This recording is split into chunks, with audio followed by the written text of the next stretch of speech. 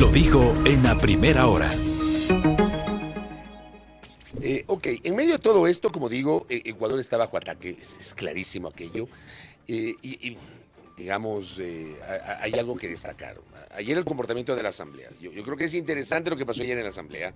Les decía, las dos decisiones adoptadas por la Asamblea, casi unánimes. A ver, la primera con 131 de 136. 5 votos que no se sumaron a la aprobación de la ley económica urgente en materia energética del gobierno. Y luego, unanimidad de 135 presentes, hubo 2 ausencias, la Asamblea se compone por 137,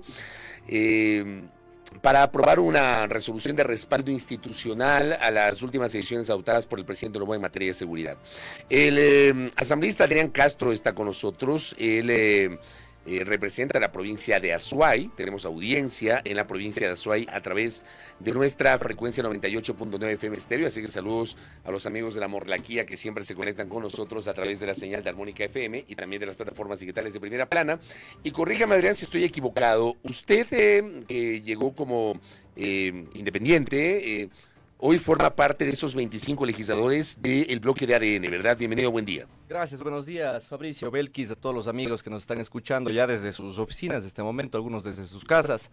En efecto, pues cuando habíamos ya ingresado a la Asamblea Nacional, nos decidimos conformar una bancada, que es la bancada justamente la oficialista, que representa una convergencia de muchos asambleístas que estuvimos y que entramos por méritos algunos propios, otros con partidos políticos afines. Yo entré por Alianza Actuemos en principio, y este rato estamos contentos del consenso increíble que se ha conseguido en la Asamblea Nacional, que muestra de aquello son las últimas leyes. Bueno, en definitiva son 8 leyes en menos de 2 meses, ¿no? Pero, por ejemplo, lo de ayer, y empecemos a propósito de la coyuntura.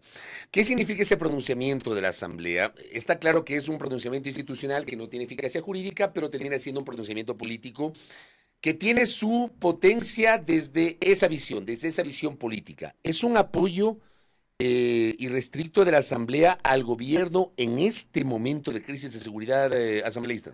Es un mensaje potente, Fabricio y amigos, porque la Asamblea Nacional, tal y como estaba concebido, como la veníamos viendo durante los últimos años, vean ustedes que el primer hecho terrorista me parece que se da en el año 2018, algo así de grave en el periodo del presidente Moreno en esa época.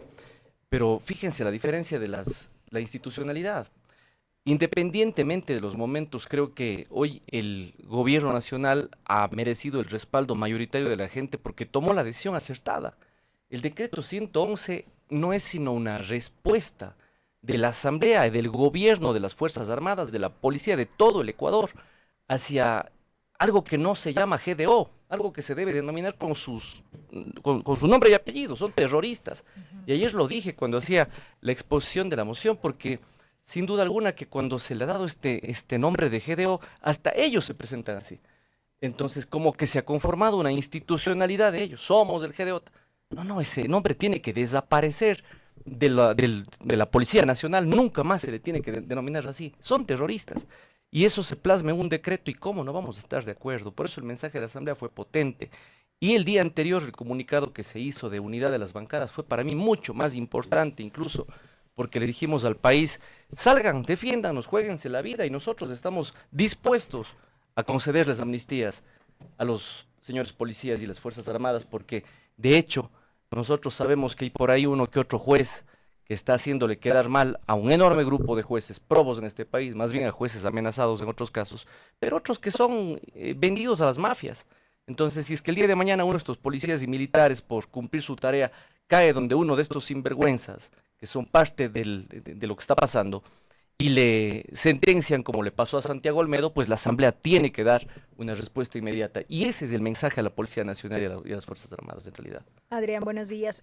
Si bien políticamente hablando la Asamblea Nacional en efecto adoptó una postura de respaldo, en este caso al gobierno el día de ayer con la aprobación de esta resolución y ha convocado a esta unidad nacional, ¿cómo ha visto usted particularmente esta postura del presidente Noboa el día de ayer cuando en un medio de comunicación fue consultado precisamente sobre este apoyo que expresan varios actores políticos y cómo se refirió justamente él respecto de casos puntuales? ¿Cómo lo lee usted?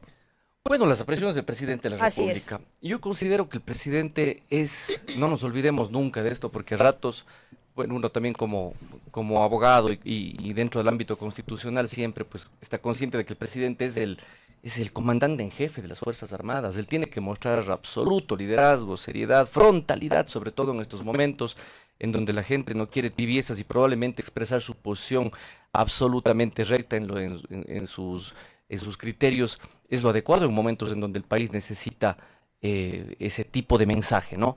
Al menos algunos los vemos desde ese punto de vista. Por otro lado, yo creo que el mensaje del presidente al país fue hasta cierto punto un alivio, porque necesitábamos escuchar un mensaje en donde el presidente nos diga qué es lo que va a pasar. Y francamente, muchos, lo que escuchamos en las últimas entrevistas del presidente, el mensaje que a mí me quedó, es que estamos en guerra interna. Y mientras estamos en guerra, él se hace cargo como comandante en jefe de las Fuerzas Armadas y él toma las decisiones a nombre de los ecuatorianos y nos alegramos que el decreto ejecutivo 111 sea el punto de partida de lo que el Ecuador entero ha visto como ya es hora, ya era hora. Yo lo siento así. ¿Usted tiene claridad sobre lo que significa y las implicaciones de la denominación de conflicto interno armado? ¿Cuáles son los alcances de ese estatus en el cual se encuentra el país?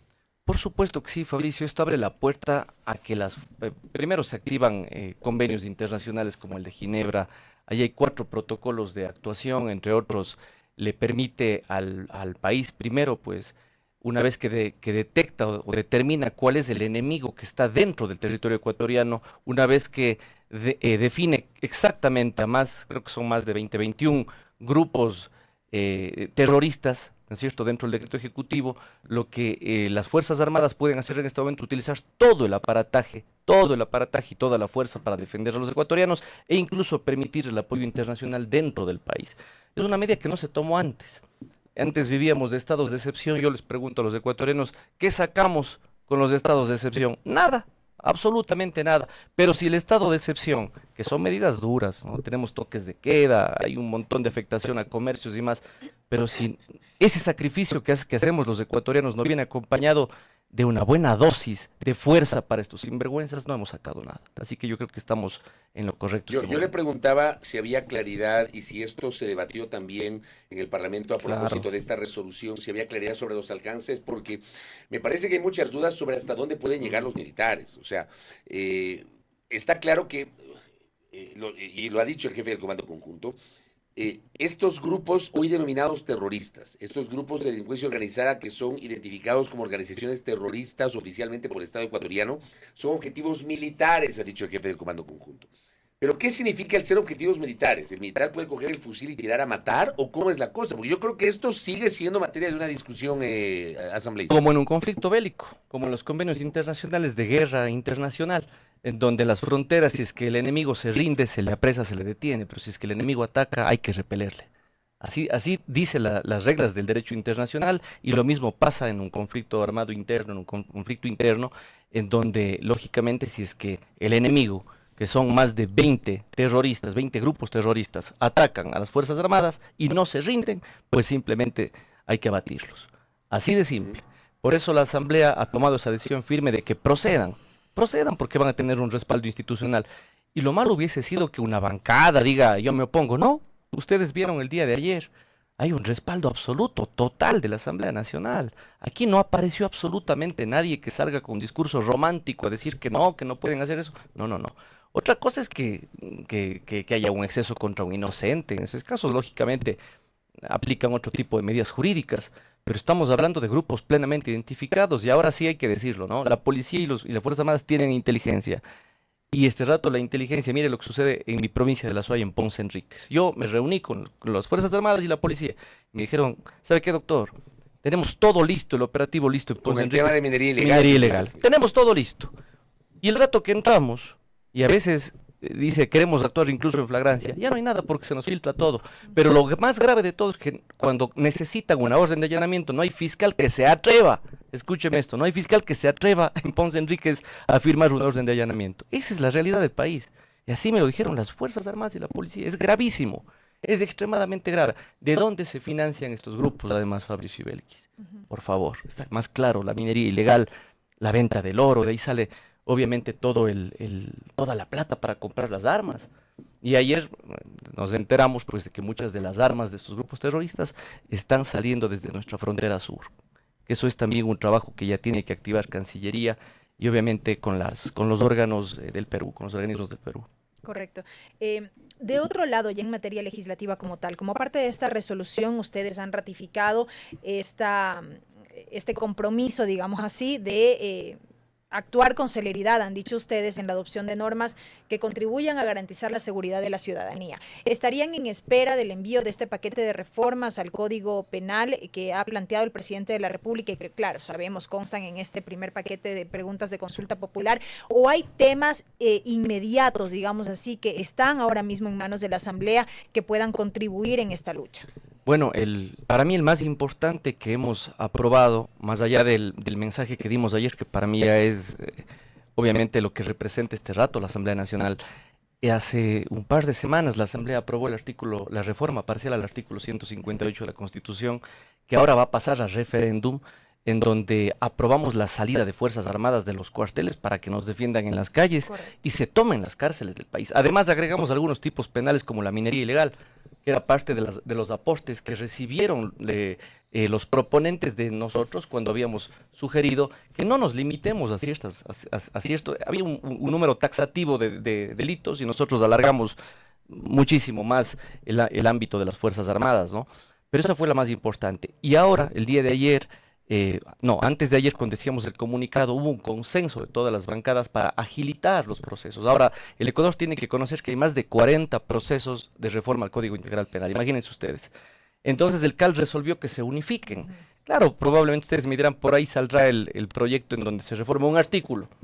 Pero también hay proyectos fuertes como el que envió la Corte Nacional, como los aportes que envió la Fiscalía General del Estado hace mucho tiempo, que tienen que unificarse y sobre ese trabajar. Eso es. Para nosotros, los que hemos hecho leyes, en verdad, los que hemos trabajado en legislación, ordenanzas y más, sabemos que cuando se unifican nos hemos ganado, pero por lo menos unos cuantos meses de agilidad para poder darle, obviamente, mayor aprobación más pronta, más rápida a un proyecto de ley. Entonces el COIP está ahí. Y ayer en nuestra Comisión de Garantías Jurisdiccionales, de Garantías Constitucionales, donde soy el vicepresidente además, se resolvió aprobar ya el cronograma de reforma a la Ley Orgánica de Garantías. ¿Qué es esta Ley Orgánica de Garantías? ¿Por qué es importante, decía yo? Después del COIP es esta, porque se complementan. En esta ley lo que vamos a hacer es modular, limitar la actuación de nuestras autoridades en cuanto al uso indiscriminado de las acciones constitucionales como son la de habeas corpus y la acción de protección.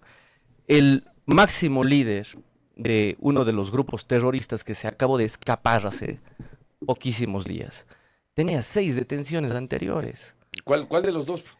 Colompico, pues. Es que es increíble, Fabricio. Pero ya no sabes si hablan de pico o de pico. 6. Lo importante de esto, Fabricio, no se trata más bien del nombre, sino que es solo un ejemplo. Yo tengo un listado ahí en una investigación que estamos haciendo de una cantidad de narcotraficantes, delincuentes de alta peligrosidad que han salido cantidad de veces con acciones de protección. Es más, hay un informe en donde más de 200 sujetos de alta peligrosidad han salido con estas medidas por causas un habeas corpus, como por ejemplo un dolor de los testículos, o porque no puede dormir en el centro carcelario. Así les han sacado. Es risible lo que ha pasado, pero además es penoso. Entonces, frente a estas medidas, nuestra comisión sí tiene una enorme responsabilidad. Y ayer les decía, esto hay que agilitarlo. Ahí hay 7 proyectos que se han unificado, ya están unificados, y estamos desde la semana, la semana entrante, comparecerá Iván Saquicela, comparecerá Diana Salazar, comparecerá el defensor público para aportar, para ayudarnos a entender cuáles son las necesidades que tiene la Fiscalía. Es la Comisión de Garantías Constitucionales. Sí, señor. Y para la reforma a la ley de garantías. Ya, a ver, ahora, usted está hablando justamente de este derrotero que están buscando en la Asamblea Nacional. Ayer vimos una expresión que a mí me parece interesante y potente por parte de la Asamblea. Yo digo, si las cosas están así, ¿por qué insistir en una consulta popular? En donde le van a preguntar a la gente si está de acuerdo con que la Asamblea haga su trabajo, que es aprobar leyes. En las primeras 11 preguntas que envió el presidente de la República a la Corte Constitucional y que están ahora mismo bajo el análisis de la jueza Teresa Núñez, las de la semana anterior, Uno revisa que me parece que se plantean 4 o 5 reformas al Código Orgánico Integral Penal. 5 aproximadamente. Ya. Oye, eso es papel de ustedes como asambleístas. Se plantea una reforma a la ley de extinción de dominio, se plantea una reforma a la ley de movilidad humana, se plantea la generación de un proyecto de ley sobre el tema de casinos. Yo le pregunto, y creo que solo en el tema de casinos, obviamente las cosas en derecho, como dicen los abogados, se deshacen como se hacen, y habría que buscar una consulta popular si es que quieren que vuelvan los casinos, lo cual a mí en lo personal sí me parece muy discutible por todo lo que se habla respecto a las actividades irregulares vinculadas a los casinos. Yo pregunto, ¿para qué ir a una consulta popular cuando tranquilamente ustedes, que están en esa actitud propositiva, nos ha dicho usted, de colaborar, de aportar, de trabajar, directamente agilizan justamente ese trabajo y aprueban las leyes sin necesidad de consulta? Bueno, la Asamblea Nacional, a la Asamblea nadie le va a quitar la facultad de fiscalizar y legislar. Esa es nuestra tarea. No, incluso con la consulta, si vamos a la consulta y si gana el sí en la consulta, sí o sí tienen que tramitar unas leyes. Por supuesto. Y además hay otra cosa, Fabricio, nosotros ya este rato hemos priorizado eso para ayudar al gobierno nacional obviamente en el marco jurídico que necesita para aplicar su política pública y sus acciones como las que está tomando este momento. Pero estamos conscientes que habían 2 momentos, soy muy sincero, y habían 2 paquetes de preguntas. En el primer paquete de preguntas probablemente la ciudadanía se hizo ese interrogante en su mente. Y yo le decía, todo lo que se consulta al pueblo es válido y habrá muchas razones para que el presidente haya consultado temas de reforma legal al pueblo, ¿no? ¿Qué más hay ahí, no? ¿Qué es lo que políticamente y estratégicamente pensó el gobierno para preguntarle al pueblo eso? Yo estoy de acuerdo, Fabricio, con su criterio. La Asamblea puede hacer muchas cosas por el gobierno. El problema es que la Asamblea no necesariamente o históricamente ha demostrado, y ustedes han sido testigos, de que hay una ralentización. Ha habido en las asambleas anteriores una ralentización.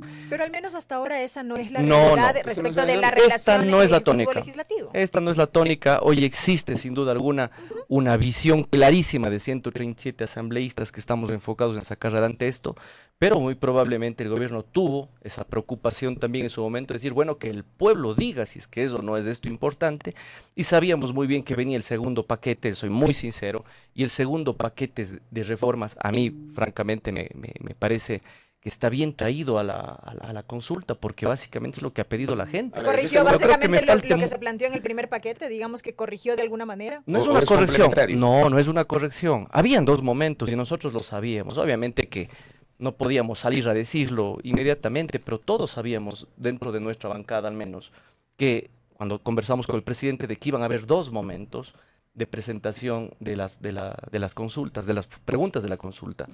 Y en ese segundo paquete venían las más potentes. Entonces, ahí en cambio venimos con las reformas de orden ya constitucional, las reformas que realmente este rato el país necesita. No digo que las primeras no. Yo, bueno, en el tema de casinos, mi expresión y mi pronunciamiento está en redes sociales de hace años. Y yo, sin duda que no estoy de acuerdo con eso.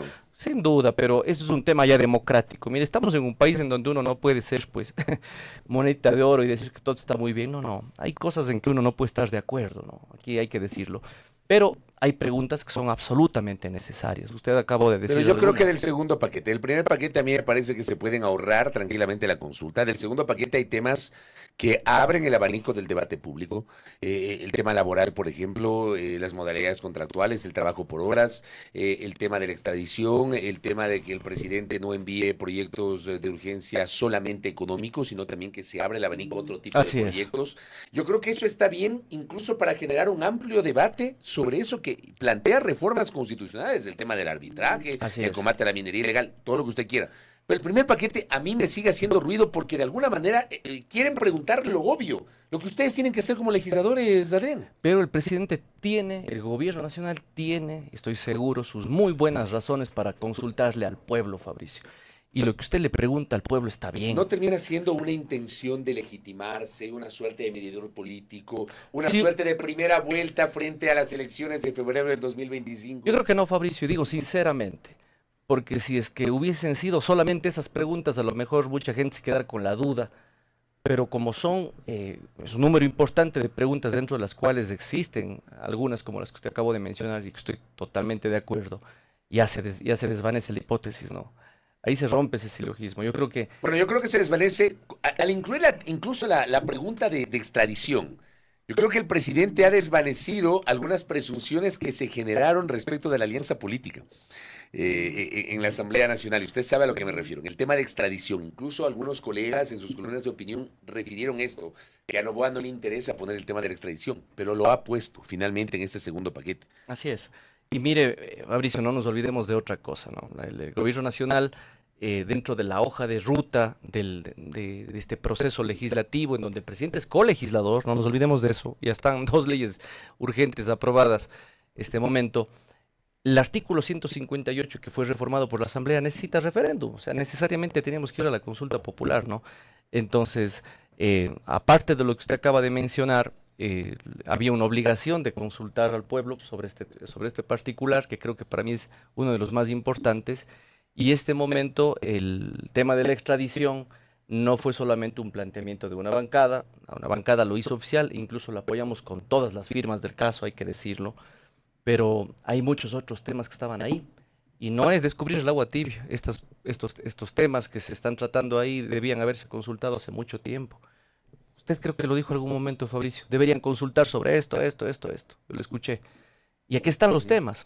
Entonces ahora lo que hay que decir a la gente es, no serán malitos, votemos bien porque necesitamos darle paz a este país urgentemente y que venga rápido la consulta. Nosotros en la Asamblea estamos haciendo una tarea como la que ustedes están viendo en este momento. Hay agilidad, hay un trabajo 24/7, habemos asambleístas que no hemos salido de ese trabajo legislativo sin parar un solo día y estamos conscientes de que este trabajo está dando resultados de este rato, así que todos estamos relativamente satisfechos. El día de ayer fue la mejor muestra, una unanimidad a los años en la moción que se planteó justamente para poderle dar el respaldo a nuestras Fuerzas Armadas, a la Policía Nacional y por supuesto a las acciones duras pero responsables que está adoptando el gobierno. Bueno, todavía tenemos que esperar el pronunciamiento de la Corte en todo caso. Hasta Así el es. momento, 20 Y preguntas ahí hay en un, total. y hay un De esas mensaje, habrá que ver cuántas si me son permite, calificadas. Belkis, a la Corte Constitucional y a la justicia hay que mandarle un mensaje. Este rato tenemos que ponernos todos una sola bandera, que es la del Ecuador. Estamos todos colocados del amarillo, azul y rojo, y la Corte Constitucional tiene que dejar de lado sus criterios de la coyuntura en donde el Ecuador era la isla de paz. Como sé decir y he dicho durante estos días, ese remanso de paz que era nuestro país ya no es. El Ecuador está peor que lo que vivió El Salvador hace algunas décadas, y este momento la Corte tiene que resolver en esa coyuntura. Ya le tomamos el pulso anteayer a la Corte cuando le declaró inocente al policía Santiago Olmedo. Ese es el mensaje que necesitábamos. Y ahora la Corte Constitucional tiene que dar el mismo mensaje. Dejar de lado el romanticismo en una época en donde el Ecuador y las Fuerzas Armadas y la policía necesitan de su apoyo y el país entero está esperando medidas contundentes. Lógicamente, y voy a decirlo, no es solamente esa mano fuerte y esa mano dura que tiene que tener, porque por el otro lado, estas leyes económicas urgentes, la política pública tiene que empezar a trabajar en liquidez para el país, empleo para la gente, educación para el pueblo, que es lo que le ha llevado profundamente al Ecuador a tocar tan a fondo. ¿Usted se está refiriendo, cuando eso. habla de la Corte Constitucional, al control posterior de los 2 decretos ejecutivos, del 110 y del 111, el estado de excepción nacional por grave conmoción y el segundo sobre el conflicto interno armado? ¿A eso se refiere? Correcto, me refiero concretamente a los 2 decretos y me refiero también al pronunciamiento sobre las preguntas de la consulta, porque la Corte tiene que sintonizarse con las necesidades de la gente. A nosotros nos han enseñado en las aulas de Derecho que la Constitución es dinámica. La Constitución es dinámica. Pero usted sabe que en el caso de la consulta, la Corte tiene varias vías. Puede determinar que la pregunta es una enmienda y puede ser consultada, o que la pregunta implica una reforma y esa reforma tiene que ir necesariamente a la Asamblea Nacional, o puede modificar eventualmente. Puede modularlas. Puede está modularlas para utilizar el término adecuado. Y está bien, ese es el rol de la Corte. Tampoco le vamos a decir no haga nada. Si las modula, las arregla, las corrige, y el dictamen sale en ese sentido en buena hora, pero eso significa que está sumándose a esta gran cruzada nacional. No nos olvidemos que los jueces de la Corte no dejan de ser ecuatorianos, no dejan de ser ciudadanos a pie, no dejan de ser ciudadanos que son este rato además objetivos de las mafias.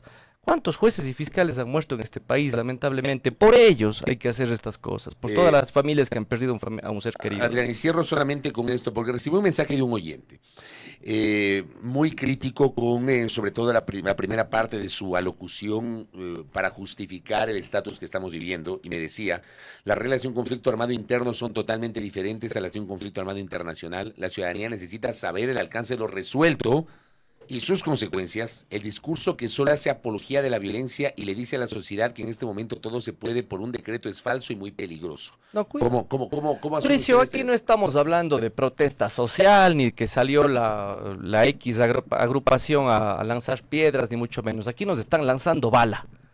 Cuidado, nos olvidamos de eso. Creo que no han visto las imágenes que han circulado en redes sociales, que nos han enviado a los teléfonos. Creo que no nos estamos olvidando de lo que está pasando. A ver, al amigo que mandó ese mensaje, ¿qué pasa si es que ese policía que fue ahorcado, ese policía, ese guía que fue asesinado, era su hermano, su papá? Dígame pues lo que me está comentando hace rato. Perdóneme, a ratos nos hemos vuelto tan egoístas. Yo pensé que Fabricio y Belkis, que después de la pandemia nos íbamos a volver un poquito más solidarios, pero creo que nos olvidamos que nos murieron tíos, que nos murieron amigos. Y este rato que estamos viviendo la peor pandemia, que es la segunda pandemia de la criminalidad en el país, nos venimos nuevamente a poner en el plano egocéntrico de que como no es a mí, no me pasa nada. ¿Qué pasa si es que mañana llega a su departamento un grupo de mal encarados y le mata a su hijo o a su esposa? ¿Qué pasa? A ver, ahí tenemos el discurso, Fabricio. Cuidado. El respaldo absoluto a las Fuerzas Armadas y Policía Nacional. Y como dije hace un rato, la mano dura tiene que estar acompañada de política pública que dé empleo, que dé trabajo. Y de ahí viene esa liquidez que necesita el país. 5.000 millones de dólares es el hueco fiscal del Ecuador. Sabrán eso los amigos oyentes, que este rato a los ministerios van profesores, jubilados, directores de clínicas, hospitales públicas y privadas con deudas increíbles, Solca, con deudas increíbles que no se sostienen. Y el gobierno no tiene este rato $1 partido por la mitad porque así nos dejaron el país. Entonces a eso vamos. Hay que ser un poco más empáticos. La asamblea, el gobierno, la corte, todos este rato tenemos que decir, salgamos de esto si nos estaban robando la plata por todo lado, ¿no? Correcto, asambleísta, gracias por el tiempo, muy amable. Muchísimas gracias, Fabricio. Gracias a Adrián Castro que ha estado con nosotros, asambleísta que integra el sector político de ADN. Primera plana, todas las noticias, todas las voces.